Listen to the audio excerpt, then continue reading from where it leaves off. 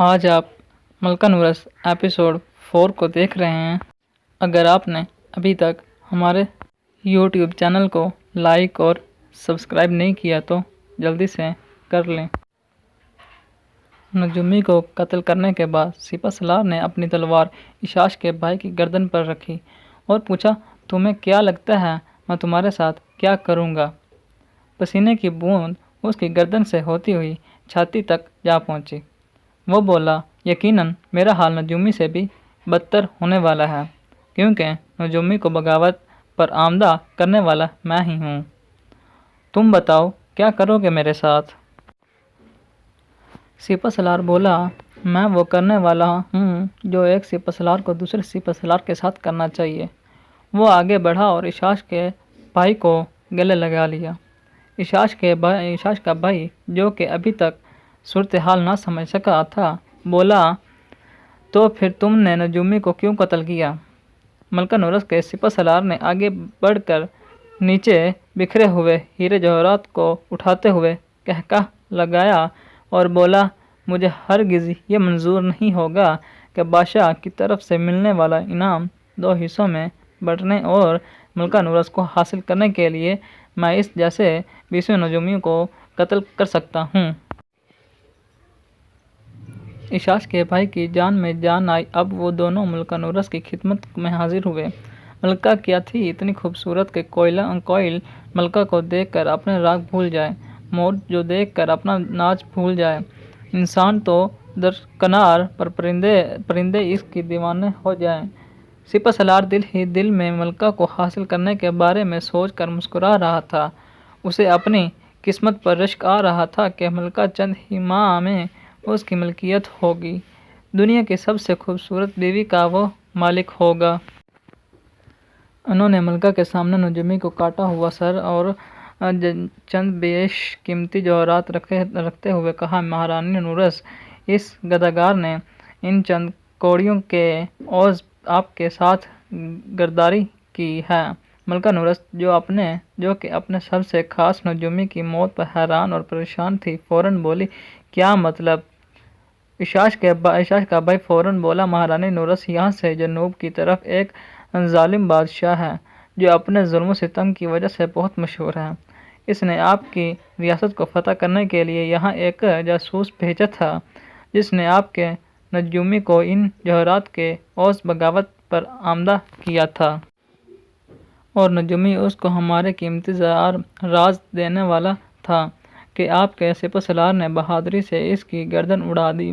سپہ سالار فوراً اس کی ہاں میں ہاں ملاتے ہوئے کہنے لگا، ہمیں ان کی گفتگو سے جو معلوم ہوا اس کے مطابق وہ ہم پر چند ہی ماہ میں حملہ کرنے والے ہیں، لیکن افسوس کہ میں اس جاسوس کو نہیں پکڑ سکا جس نے نجومی کو بغاوت پر اکسایا۔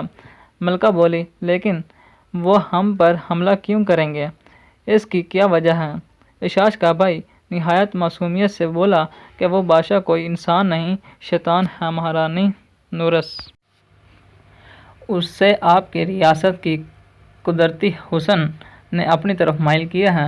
ملکہ کا ایک وزیر بولا، نہیں، مجھے نہیں لگتا کہ ہماری ریاست اس قدر حسین ہے کہ وہ ہم پر حملہ کرے، کیونکہ میں نے اس کے بارے میں بہت کچھ سن رکھا ہے۔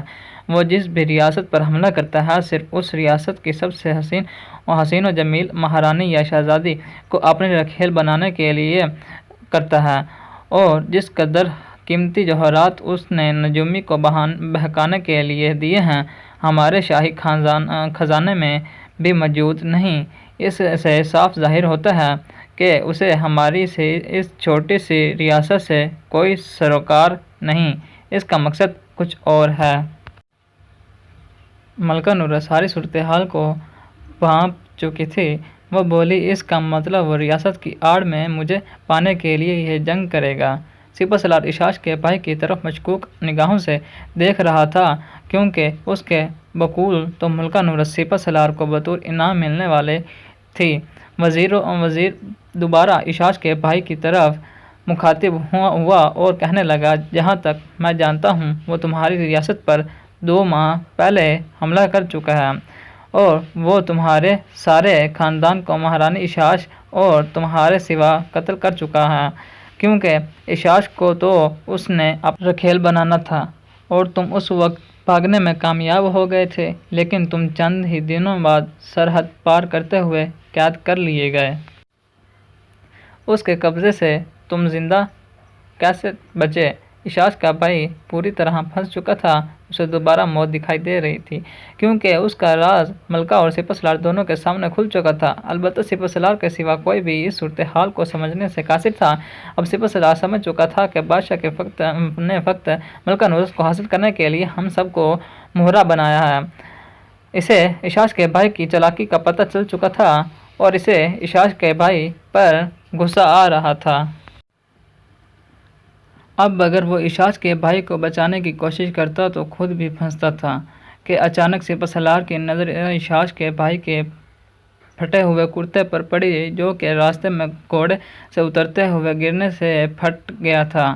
اس نے فوراً حالات کو قابو کرتے ہوئے کہا، مہارانی، اس کا مطلب وہ جاسوس جس نے نجومی کو بغاوت پر اکسایا کوئی اور نہیں بلکہ اشاش کا بھائی ہی ہے، کیونکہ میری اس جاسوس سے لڑائی کے دوران اس کا کرتا پھٹ چکا تھا، لیکن اس کے منہ پر نقاب اور محل میں رات کے اندھیرے کی وجہ سے میں اسے پہچان نہیں سکا تھا، اور دوسرا یہ کہ یہ اس بادشاہ کی قید سے کیسے بھاگا۔ اشاش کا بھائی سپہ سالار کی چالاکی کی وجہ سے پھنس چکا تھا۔ اس نے ملکہ کو ساری صورتحال ایک ہی سانس میں واضح کر دی کہ سپہ سالار بھی اس کے ساتھ شامل ہے۔ سپہ سالار نے خود کو بچانے کے لیے ایک ہی وار میں اشاش کے بھائی کی گردن اڑا دی اور چالاکی سے بولا، میں جس تھالی میں کھاتا ہوں اس میں تھوکتا نہیں ہوں۔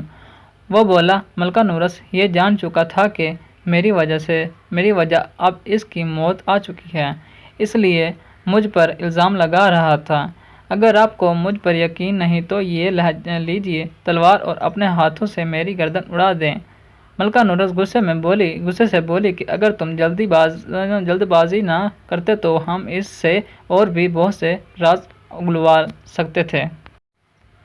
ملکہ نورس کو سپہ سالار پر ہلکا سا شک ہونے لگا تھا، لیکن وہ اپنی چالاکی سے ملکہ کو یہ باور کرنے میں کامیاب ہو گیا کہ وہ اپنی ریاست سے بغاوت نہیں کر سکتا۔ ملکہ نورس، جو کہ آنے والے خطرے کا سن کر کافی پریشان تھی، اس نے کہا، کل کو تمام وزیروں کی بیٹھک بلوائی جائے تاکہ آئندہ کے لیے لائحہ عمل تیار کیا جائے، اور دربار کو برخاست کرتے ہوئے اٹھ کر چلی گئی۔ ملکہ نورس کا سپہ سالار بہادر ہونے کے ساتھ ساتھ بہت چالاک بھی تھا۔ اس نے سوچا کہ آج تو بچ گیا، لیکن بادشاہ جتنا چالاک اور طاقتور ہے اب نہیں تو وہ مجھے میدان جنگ میں کسی صورت نہیں چھوڑے گا۔ اس لیے اس نے بادشاہ کے ساتھ ہاتھ ملانے کا سوچا اور اپنے ایک جاسوس کو بادشاہ کے پاس ایک پیغام دے کر بھیجا کہ ملکہ نورس کا سپہ سالار آپ کے ساتھ ہے۔